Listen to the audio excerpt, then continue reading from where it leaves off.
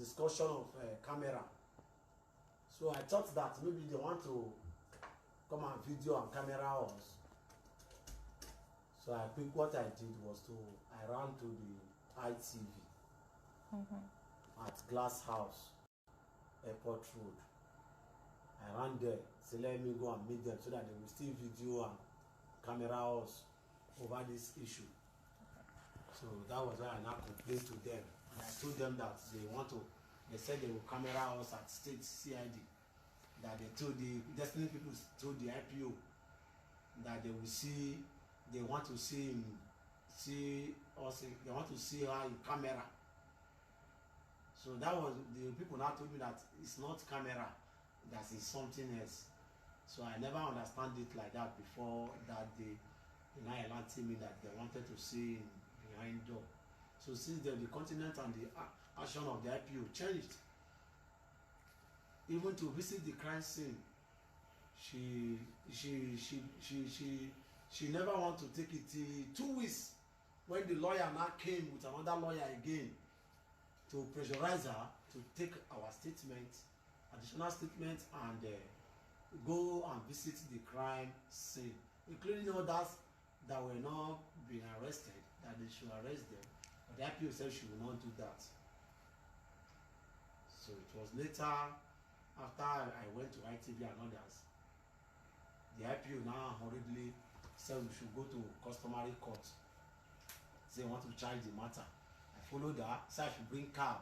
I chartered cab that took us. On that day, he didn't go with a native doctor. Before, he said I should come early in the morning. I was there before 8 a.m. That was on 23rd of July 2020. I was there all through till 2 p.m. in the afternoon.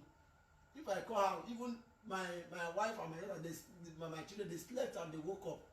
We have to buy mama food to feed ourselves snacks. They said we will wait, that we should not hurry her, that we cannot teach her job. So we are there waiting till 2 p.m. She now asked us to go and bring the cab. I chartered cab. She took us to Magistrate Court, Saple Road. Getting there, the registrar told her, said, is it a fresh case or old case? It's a fresh case. Are you just bringing fresh case? What is your time? This afternoon, can you come out? Did they register fresh case in the afternoon that court have already closed? She said it's how the urgency of the whole thing. The woman now asked her to go. That day was on Thursday, 23rd. He said you should go and come the following week, Tuesday.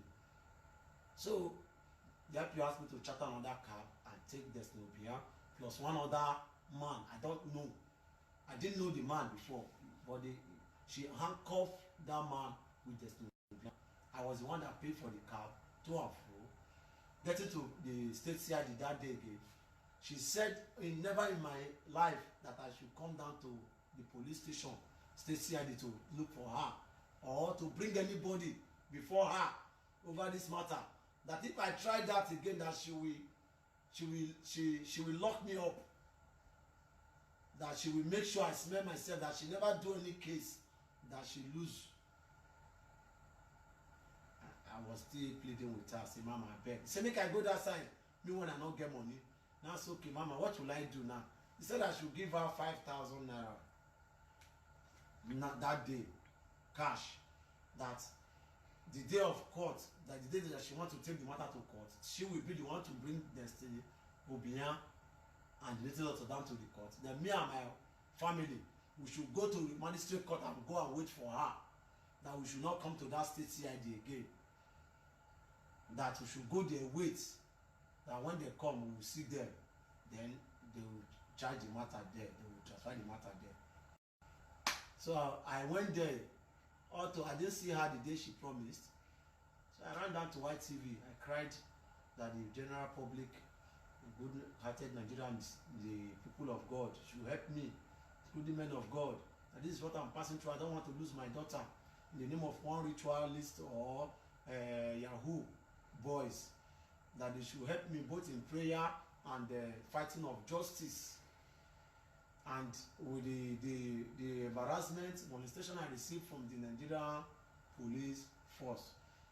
Yes, because on that day they were not really on their uniform, mufti, but I can recognize them facially. Yes, I'm not a kid, I can recognize them facially. Even till the day I was even writing my statement, they were bombarding me with lawyer there. Even one of the lawyer, Progress, they told him that they will detain him, but the lawyer was not afraid of them, including barrister. Okay, sorry, can I just interject here, please? What I want to know from you now is, where is Obina currently? It's in the states, in police here. I don't know, but as of the day we went to court, that was on the 21st of this August. Okay. They brought him down, the same IPO, woman IPO, brought him to the court. So he's currently been held by the police? Yes. Okay. Yes, but he didn't come with the native doctor and the channel. They never discharged to court. So the native doctor has absconded? She said native doctor is dead. According to her story, the native that was what she was saying, but no proof, nothing. Say he's dead. The drugs the native doctor bought, the charm, she didn't charge them, she didn't take them to the court that day. Okay, they were not brought in as evidence. At all. They were not admitted as evidence in court. Even our own statement was omitted. Okay. And my wife's statement was omitted. Okay. Then the magistrate looked at it, he said no, he said it's a porous investigation and should go back and complete their investigation that is not completed. We should report 21st of September 2020. Okay. Okay. Well, good evening, everyone. In case you just came in, we're talking about a young girl, 6 years old, who was defiled by a 22-year-old young man, and apparently the man has been apprehended, but the case has been handled in a very shabby way. And I want to say this as well. The police ought to do much better when handling matters like this. When you hear of rape cases, even with adults, you find that a lot of young women that are raped and people that are rape victims do not come out and go to the police because of matters like this. And to think that a 6-year-old girl, I'm sure all these policemen and policewomen that we're talking about, IPOs, DPO, whoever the person may be, they have children and they have grandchildren. Yes. And one would hate to think that any of their children could be treated in such a manner. This could happen to absolutely anyone. And rape seems to be on the rise in Nigeria, and it's something that we really have to put a stop to. There's no such thing as an ordinary keke man. In the eyes of the law and under the Nigerian constitution, each and every citizen is to have equal rights. And on that note, I think it's appalling that one would speak to somebody and describe them in this day and age as an ordinary keke man. One could describe a policeman as an ordinary policeman too, and one could describe anybody as an ordinary person. So prefixing the word ordinary before somebody's name it just shows your ignorance, because everybody is ordinary. I am ordinary, everybody is ordinary. So it just takes a very illiterate, backward thinking person to address someone like that. And more than anything in Nigeria, you find that there is no hope for the common man, so to speak, in inverted commas, permit me to say. And we would like to believe that the judiciary is the last hope of the common man.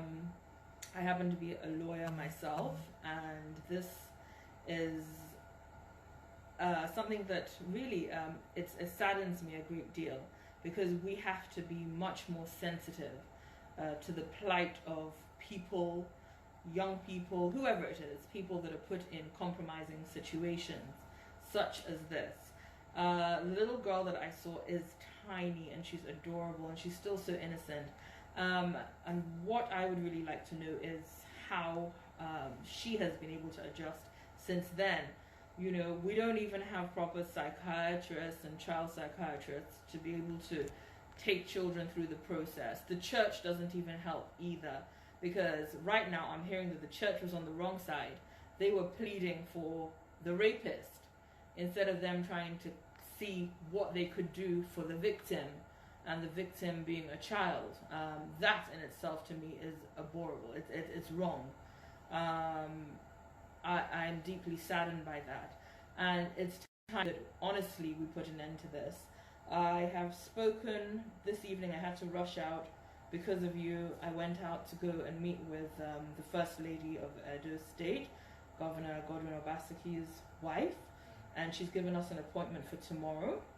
I can't tell you exactly what time yet, but I will be able to give you a time by tomorrow and let you know she's going to intervene in this matter, and justice certainly will be served, because it will be an example to a lot of people. And if we start creating these examples, and really not just that alone, you're also going to, I'll tell you what to do anyway. I'll tell you what to do. And the police as well, any policeman that has treated this man in this manner, just know that you will also pay the price for this as well, because you're as guilty as the perpetrator of the act. So if, in case you're watching, and if you do get to hear of this, know that we're also going to be addressing your issue as well, because you have no right to slap a man that has come to you for assistance. It's completely wrong. And if this was anywhere else in the world, you know, you would also be facing very stiff penalties. And I'm sure in Nigeria, the IG, I'm calling on the IG of police as well to intervene in this manner, into this matter, and look into it. And, you know, I'm asking for disciplinary action against those officers as well that have treated this man in such a manner. He came to you, cried to you for help at his lowest moment. I don't care whoever the man is, even if he's a madman on the streets. He came to you, his daughter needed help. Even a mad woman is not supposed to be raped or touched. Nobody is. You know, there's very, very, very, it's straightforward. No is no. You know, in terms of rape cases, no is no. No means no. And this little child is underage, of course. She didn't know what she was being lured into.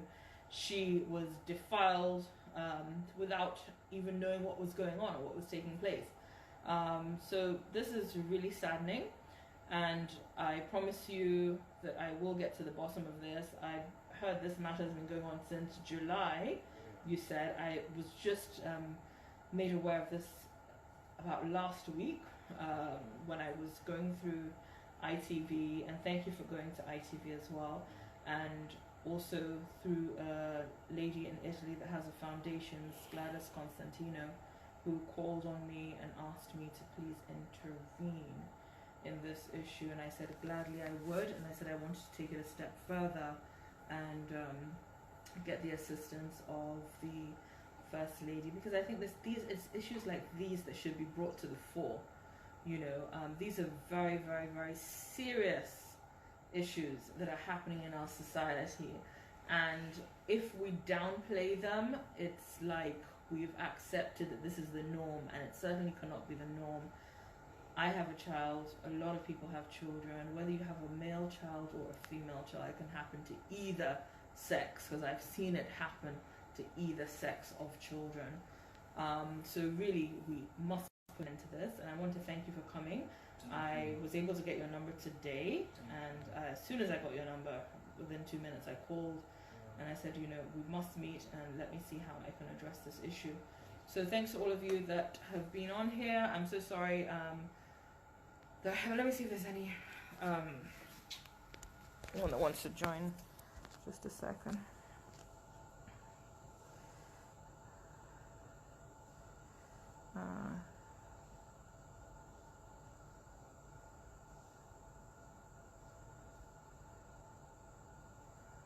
Okay, so I'm going to bring this to an end now. Thank you very much.